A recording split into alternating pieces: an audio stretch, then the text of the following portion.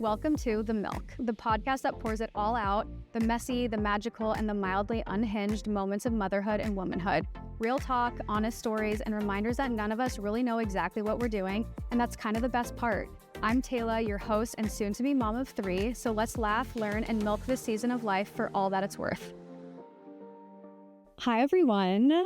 Welcome to the very first episode of The Milk. I'm so excited to be here. I thought, what better way than to spill the milk, starting with my third pregnancy. I actually still get jump scared every time I say those words out loud. A lot of you have been holding me accountable, which I appreciate. But if you have heard me in the past say that I was absolutely done having kids, you are indeed correct, and I retract that statement.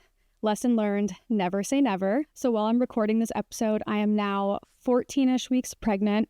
This episode is so long overdue, and I just really appreciate your patience and understanding. I've really just been trying to soak up the last couple of months being pregnant and coming back to life. The first trimester was so rough. I feel like every time it has been, but then when you add in 2 crazy toddlers, it has definitely been a challenge, but I am coming back. So I thought maybe we should start with life before getting pregnant. So after having Aspen and Bash back to back, I got pregnant with Bash when Aspen was 8 months old. And so when Bash was born, they were 16 months apart.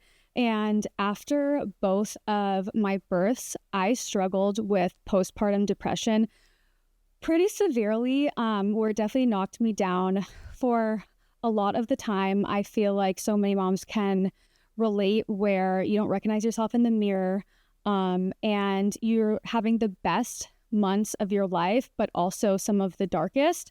So I swore that after having Bash and having to muscle through those dark times with Scotty, that we were absolutely done having kids. And when I finally started seeing the light at the end of the tunnel, I thought, you know what? I would rather prioritize my own mental well-being and make sure that I was okay to take care of my other kids than to overextend myself by having more kids. I had 2 healthy babies at home. What more could I be asking for and just grateful for? So even though I said I was done having kids, even when I was pregnant with Bash, I think there was a small part of me that I just stuffed deep down inside of me, where I always thought maybe there was room for one more. And I didn't really feel like I was done. Like, I tried to soak up all of those special moments, growing Bash in my tummy, like thinking about the final kicks and the final bump picks and just all of the last. And I think I was really just trying to trick myself into believing that it was the last time, because a part of me really wanted it to be. But then there was just this little void, or this little voice in my head that was telling me otherwise. So after Bash was born, we were in the thick of 2 under a year and a half. And Scotty and I definitely had our work cut out for us. I remember us waking up on the first morning, and we were both just in such shock at having 2 babies, 2 bottles, 2 stinky diapers. And I think when Bash was around 6 months old, Scotty and I were like 1000% we're not having any more kids. And to the point where he scheduled his vasectomy. I wish he was here to tell this story, because we kind of both have slightly different versions of the story, but he also gave me notes of things that I had to include. But yeah, so anyways, he scheduled his vasectomy, and he got in his Uber to go. When I told him the story back, he was like, it was not the doctor's office, it was the hospital. So he showed up at the hospital, jockstrap in hand and all. I'm sure he had his tail between his legs. And when he got to the front desk to check in for his appointment, the front desk was confused because they had his name on the scheduling, but somehow it didn't transfer over to the procedure calendar. There was some sort of system error. So they canceled his vasectomy. And the next day they said they could take him, but he was going on a work trip, and then we were going into the holidays. So we kind of forgot about it, or just deprioritized it on our list. And on his way home from the hospital, and me separately, we had the same thought without thinking about it. We were like, is this a sign from God? Like, how weird is that you go to the hospital for your appointment, and for some reason that day there's a scheduling error. So we both thought about it, and then we're like, heck no, that is not a sign from God. Like, that is just really bad luck. It's going to happen. So that's something to point out, that he almost got a vasectomy. And then when Bash was around, I want to say 18 months, I feel like the cloud started lifting, and Aspen was probably around 3 and Bash was 18 months. I started getting like this little itch of, oh my gosh, life is starting to feel a little easier, a little better. Why not just flip our world all the way upside down and start over again? And Scotty was like, heck no, we are not doing that. We are finally enjoying life. We're finally at a point where we're feeling like we are not drowning every single day, which I did note. And it was such a big difference. You know, our relationship started getting better. We started enjoying life more with our children and doing fun things. And I would wake up feeling happy and excited instead of not being able to get out of bed for days at a time. I also wanted to note that I've talked about it in previous podcast episodes, but since we're starting fresh here, a big part of that recovery was going on an SSRI. I'm on a very low dose of Lexapro, so that was something that really helped me get through those times as well. So I want to get back to that feeling or that itch where I think a lot of moms can relate, especially when you're thinking and debating of adding another child. I think this is something, at least from talking with my friends, that gets brought up a lot when thinking of going from 2 to 3 kids. A lot of people are like, should we be done with 2 or do we add a 3? I also see tons of videos on TikTok of like moms weigh in, do we stop at 2 or do we add 3? But my question that I was always thinking about was, how do you know when you're done? Is it a feeling? Is it a financial decision? Is it a survival mechanism, which was kind of where we were at? We were like, we actually cannot add another kid to our plate. And I don't know, it was just something that I would spiral about and think about constantly of, how do you know when you're done? Are we done? Are we making the right decision? Are we not? And one thing that someone told me was that you will never regret having a baby. When you look at that third baby or whatever number baby that is, you will never regret having it and be like, oh, darn, I wish we never had you. But you might look back one day at the table when your kids are older and be like, darn, I wish I had one more. So that was kind of the selling point for me. I got pregnant not because I wanted another baby, but because I wanted another family member and like an investment in our future family. Whenever I come from a family of 3 kids, and it was always so much fun. It was never boring. There was always something going on. There was always some part of drama, and it was just always interesting. And I loved our family dynamic and just the chaos of the holidays. And that was something that I really wanted for our family. Chaos stresses me out, but I feel like I also thrive in it. So yeah, I felt like there was another seat at our table in our future. And so that's kind of how it came about. I became open to it. And I think I put a lot of trust in God's plan for me and my family. I mean, that's how Aspen and Bash came around. So I was like, you know what? Why stray from that? If I am meant to have a third baby, then I will. And it will be made apparent and it'll fall into place when it's supposed to. And so with a lot of therapy work and just trust in my path, here we are. I got pregnant and found out August 13th, right after Bash turned 2, which is pretty crazy because I remember on Bash's birthday looking at Scotty and I was tearing up. And I was like, oh my gosh, isn't it so weird that we do not have a baby anymore? Like, we have no more babies. Little did I know I had a little sesame seed baby inside my stomach that I would find out about a handful of days later. Okay, so let's dive into finding out that I was pregnant, because it was such a surprise, something that we were not anticipating at the time, but something that we were open to. And so I love our story of just kind of how it happened. So August was a crazy busy month. It was, I don't know if I've mentioned before, but my dad's birthday is the day before Bash's birthday. So August 8th is my dad's birthday, and he was turning 70, which was a big, big celebration. He doesn't really throw crazy birthdays, but we're like, you know what? We have to celebrate you. We want family to fly in. We want to throw a party for all of your closest friends and family. So my sisters and their husbands and boyfriends and everyone flew in, and we had like a crazy series of events through the weekend. So on Thursday, which I can't really do mental math, but I think that's like the 6th, we had a really fun golf day where all of the girls turned into caddies and surprised all of the boys with the last names on the back of the caddy outfits. And we went around and just celebrated my dad through doing one of his favorite things on Thursday and had a family dinner. I promise this will all make sense as to why it's important after. And so then Friday was my dad's, so then Friday was the 8th. So it was the 7th and the 8th. Friday was the 8th, and we had a massive party for my dad's birthday. I think there were about 60 people at my parents' house. My aunt and uncle flew in. It was just one of the most loved and moments that I'll cherish forever. Just having all of our closest friends and family around celebrating my dad, because he's one of the most important people in our lives and like the foundation of our family. And it just felt so good to give something back to him like that he's given all of us. See, I'm getting like pregnancy hormonal emotional right now. So we drank a lot, we danced a lot, we had so much fun. And then the next day was Bash's birthday. So we kind of had a day off from doing a birthday party for him. And we're like, we'll celebrate him as a little family and we'll save his birthday for the next day. So on Bash's birthday, we took him to the OC Fair because that was still around.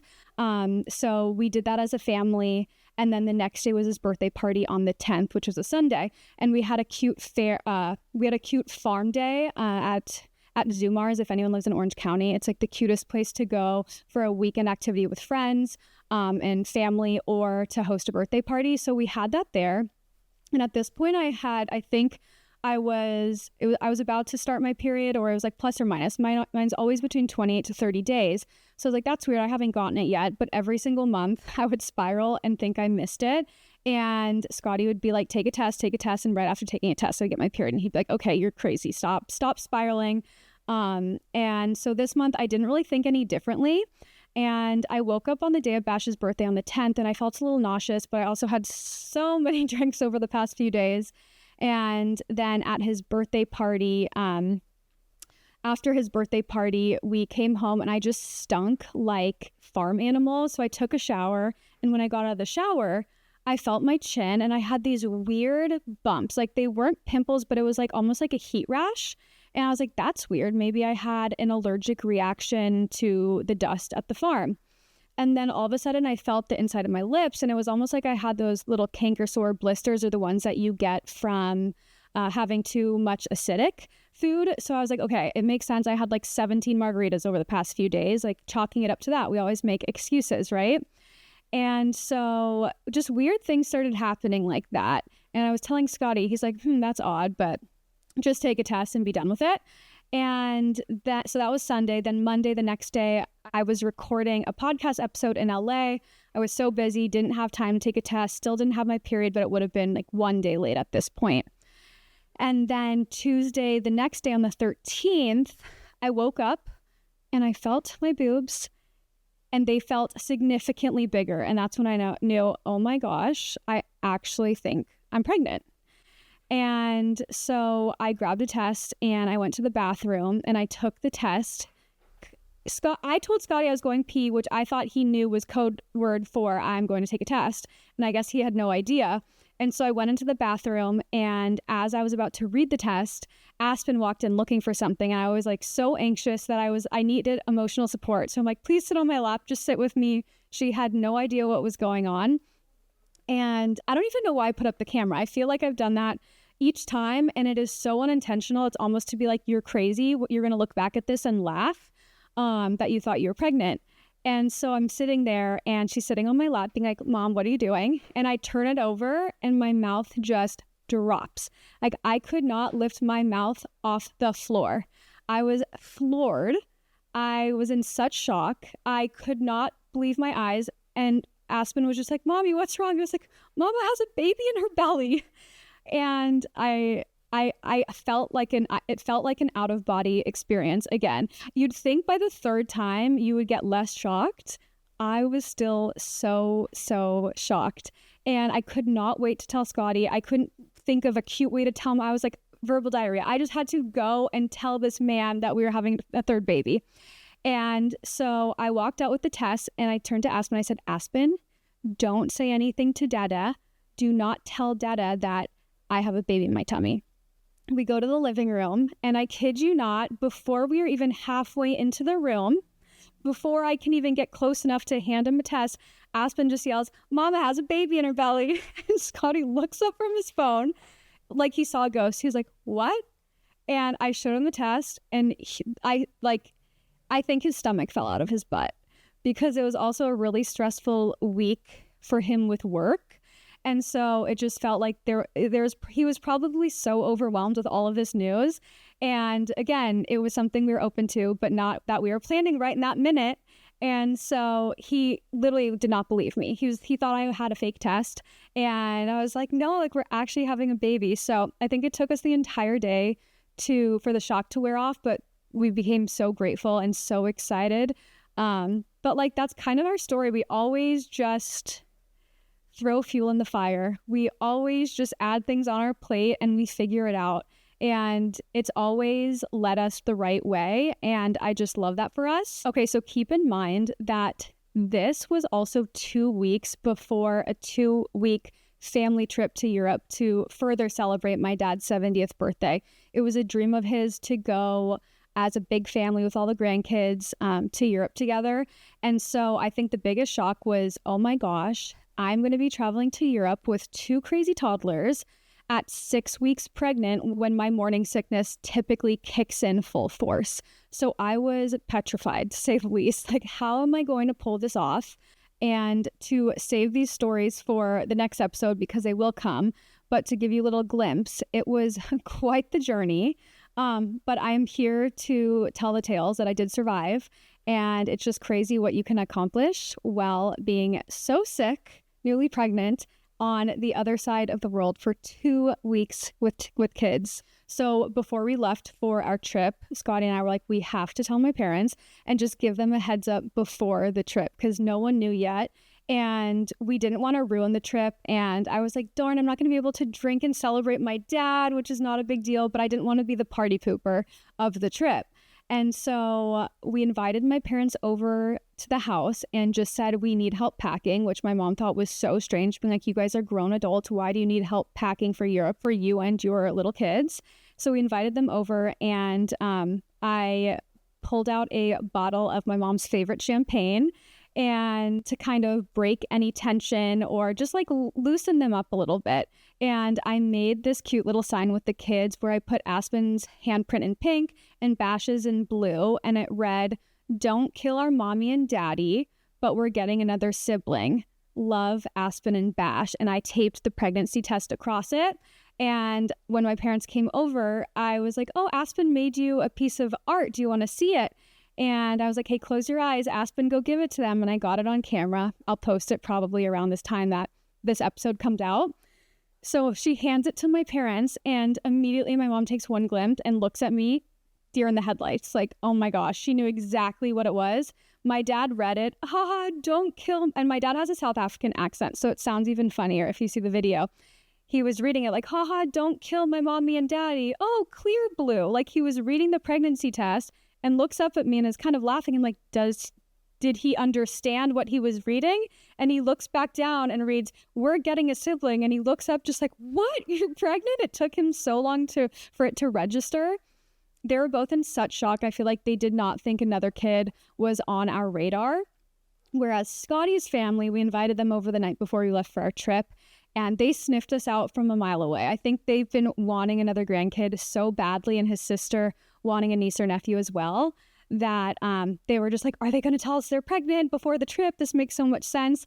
I threw them off for a little bit. I will give myself a little pat on the back for that. And then at dinner, Scotty made the announcement and pulled out the test. And we told them too, and they were super happy and supportive, of course.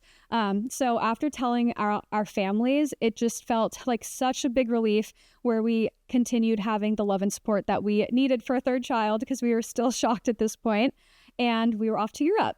So I think I covered most of the story of getting pregnant, how we made the decision to have a third, because that was one of the most asked questions I've had in my inbox. I posted a Q&A a couple weeks ago, and I wanted to gather the most asked questions and just rattle through them and give some answers. So the first one, someone said, I thought you were done with 2. What changed? I feel like I got 50 of these messages. It was the most asked question.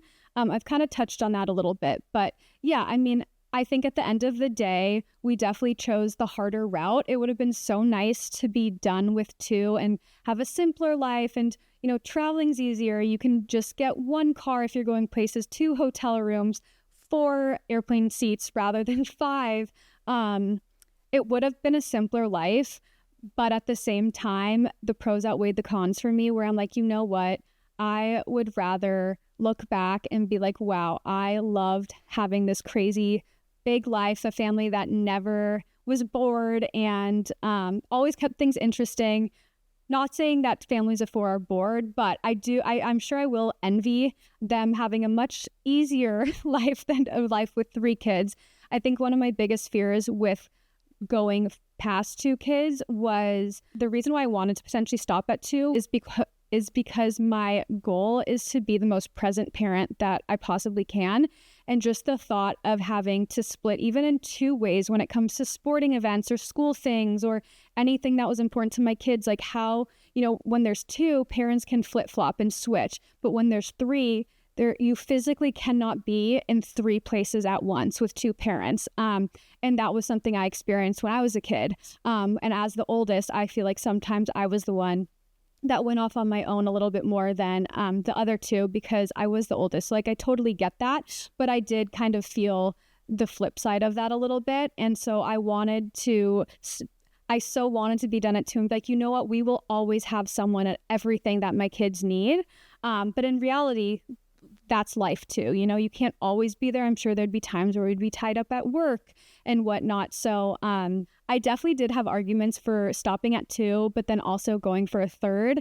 I think what came down to it is just wanting to fill the void of that. I felt like there was one more out there. It was a little voice in my head that I felt like I could not get rid of. And now being pregnant, it finally makes sense where I don't have that voice anymore and everything just feels so right.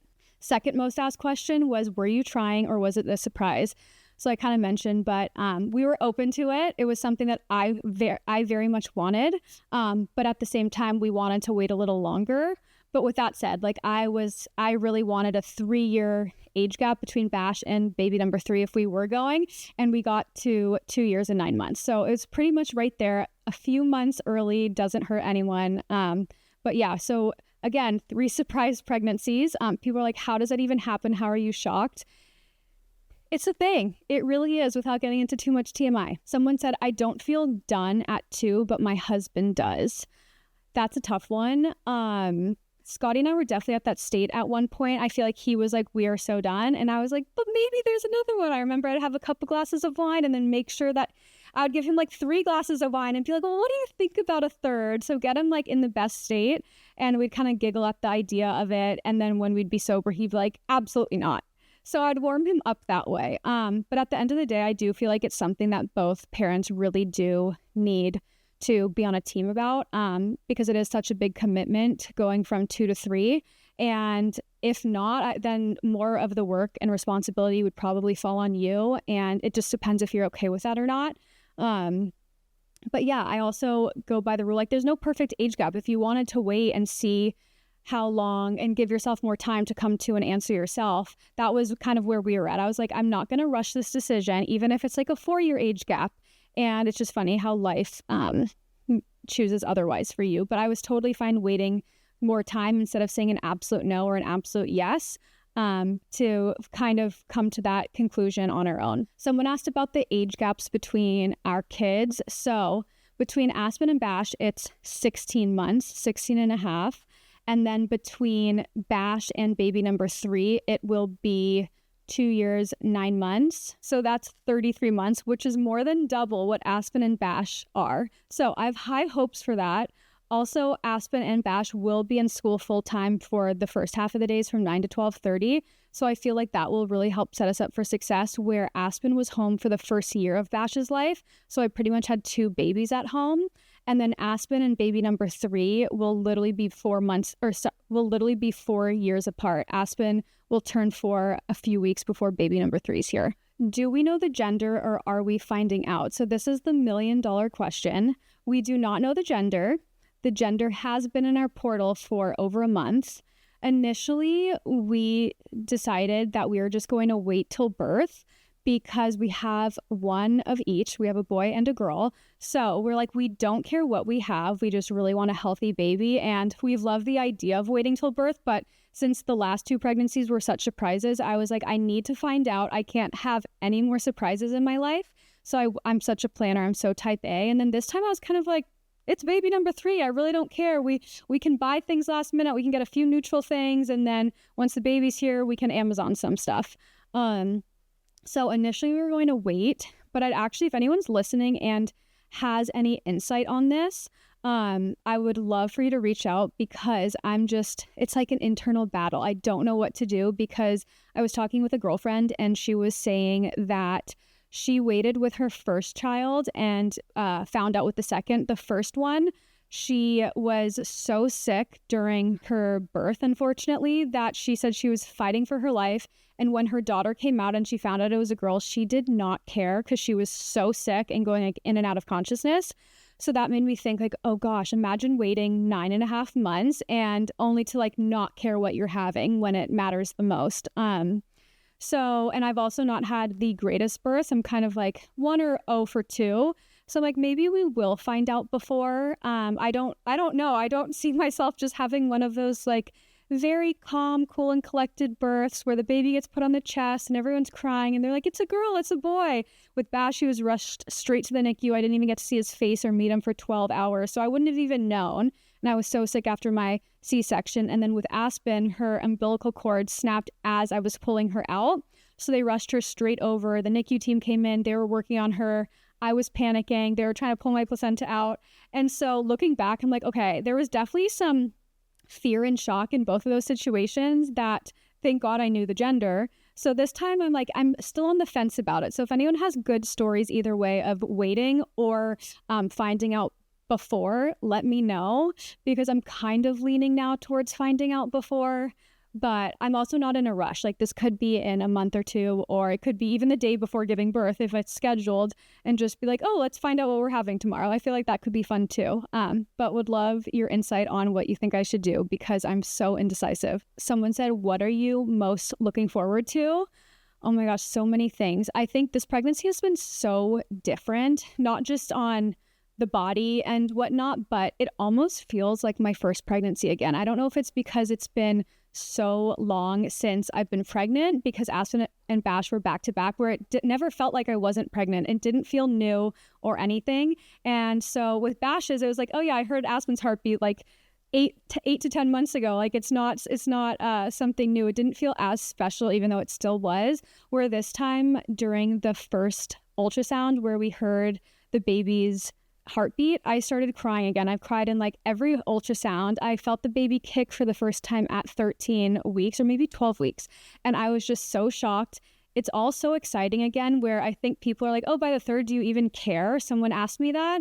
And I was like, you know what? I don't know what it is, but it really feels extra special this time. And I don't know if it's because maybe this really is my last pregnancy or what, but I'm most looking forward to, I don't know if you even know if that answers the question, but that's what I've been most looking forward to, is just how new and kind of like first time around this feels. And then also just watching Aspen and Bash become siblings at an older age. Aspen's fully aware that I'm having a baby. She talks to it. She tells me all about how she's going to take care of the baby. She's so mature that if like she was feeding Bash bottles when she was 17 months, that thinking of her at 4 years helping to take care of a sibling and just loving on it just literally brings tears to my eyes. And then seeing Bash as a middle child kind of makes me giggle. But I do think he's going to step into being the best older brother too, even though right now he's the baby and definitely acts like the baby. I'm just so excited to see 3 kids together and also just see what the baby looks like. I feel like Aspen and Bash look so much alike. And so I'm just so intrigued if it's going to be like another copy and paste or just someone so different. And lastly, what will I do different this time around? This is a great question. It actually made me think about it. I'm like, dang, I think each pregnancy or even after every birth, I've definitely let loose a little more. Like I used to be so type A and do everything so by the book. And then I think when it comes to the 3rd, you just don't really have the capacity for that. Like I am taking kids to school every morning at 9 a.m. I'm picking them up at 12:30. Nap schedules will definitely still be a priority, but I think they'll be much more flexible. We used to take naps with the kids in their cribs every single time on the minute. And I feel like a lot of the time this time, like it's going to have to be on the go. And the third baby just kind of goes with the flow, and kind of you adapt and make your own schedule that way. So that's something I'm definitely trying to lean into, is just like doing things differently, and that's okay. So, and just, yeah, not having too much pressure on myself. And when it comes to breastfeeding or formula, I've had struggles with my past 2 pregnancies. So making sure that if something's not working, to not hang on to it and not put too much pressure on myself, and just to give it up and make sure that I myself also am the best version of myself and taking care of myself, because now I have 3 other little babies to take care of and pour into. So definitely will be staying on my Lexapro. I only unfortunately started, I want to say, after like 6 or 8 months of having BASH. So that's something I can talk about before, because I'm still on it while pregnant at a very low dose. My doctor's totally okay with it. We've weighed out the pros and cons, and I feel like that's something I'm definitely going to have to continue in my 3rd postpartum journey, which I'm already mentally preparing for, because that's been a little bit of a battle with the last 2. So it's something that gives me a little bit of anxiety, but I do have high hopes, and I do have a great support system. So I think that's all I have for you guys. I can't believe that was our first episode. I hope I didn't ramble too much. That was so much fun. I appreciate all the love and support. I'm so excited for this new chapter of mine, and just for me to be able to share my life, but also the voices of other women, and having experts on here to really just make our lives easier, more fun, and less overwhelming, so we can really just enjoy life with our babies and as moms, and just how we evolve as women. So thanks for listening in to the first episode of The Milk. If you're not yet subscribed, just hit, there's like a little plus sign, either if you're on Spotify or on Apple, where you can just subscribe, and it just notifies you every time there's a new episode, so you never miss one. Thank you guys.